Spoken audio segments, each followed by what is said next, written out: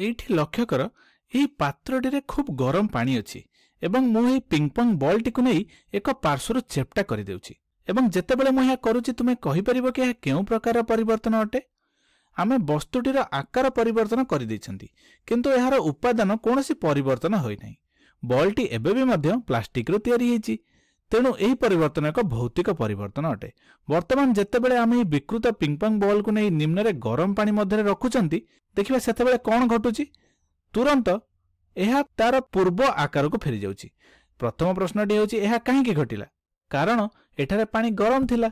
जेतेबेले बॉलटी गरम पानी रो संस्पर्श रे आसिला बॉल मध्य थिबा वायु गुड़िक गरम पानी रु ताप गुड़िक ग्रहण कले जहा फल वायु गुड़िक फुलीगला एवं बॉलटी तार पूर्व अवस्था को फेरी आसिला। पूर्व जेमिति आकार थिला एबे मध्य सेहीपरि आकार नहीं गला। एवं तुमे जान समस्त भौतिक परिवर्तन प्रत्यावर्ती अटे। प्रथमे आमे साधारण एक बॉलटे नैथिले एवं ताहाकू आमे गोटे पार्श्वर चेप्टा करदेले। चेप्टा करिया फल तार आकार रे परिवर्तन हैला एवं जेतेबेले यही बॉलटी को आमे नै गरम पानी मध्य पकईदेले ताहा पुनर्बार तार पूर्व आकार को फेरीगला एवं एठारे कौनसी नूतन पदार्थ तैयारी हैला नहीं केवल आकार रे परिवर्तन हैला। तेणु एहाको आमे भौतिक परिवर्तन बोली कहिबा। वर्तमान आउ एक उदाहरण नै देखिबा। एठी आमे नष्ट होइतिबा खाद्यर छवि देखुचु। वर्तमान जेतेबेले खाद्य नष्ट हो जाए एहार अर्थ हेउची एही खाद्य खराब होइगला एवं आमे एहाको आउ खाई परिबा नाही। जेतेबेले खाद्य किसी अणुजीव यथा बैक्टेरिया माने बा फंजाई गुड़िक खाद्य वृद्धि हो जाइथांती सेतेबेले खाद्य गुड़िक नष्ट हो जाइथाय एवं एही अणुजीव गुड़िक खाद्य को भिन्न भिन्न पदार्थ रे भांगी दियंती जहाँकि खाद्य को खराब गंधयुक्त एवं स्वाद किंबा दुर्गंध प्रदान करे।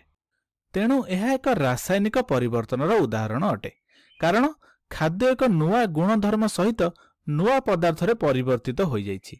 तेणु भौतिक परिवर्तन भली एहाको आमे गरम किंबा ठंडा करी सहजरे पुनर्बार प्राप्ति योग्य आमे करि परिबा।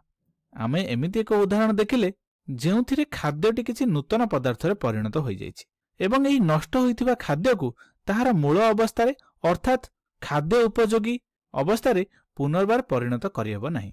एवं एथिरे गोटे गुरुत्वपूर्ण कथा मन रख जे समस्त रासायनिक परिवर्तन खराब नहे। उदाहरण स्वरूप जेतेबेले आमे खाद्य रांधु सेतेबेले ताप एक रासायनिक परिवर्तन घटाए जहा खाद्य को स्वाद देइथाय किंतु जेतेबेले खाद्य नष्ट हो जाए यह खाइबाकू उपयोगी नुहे। तेणु एहाकू फिंगी देबा उचित।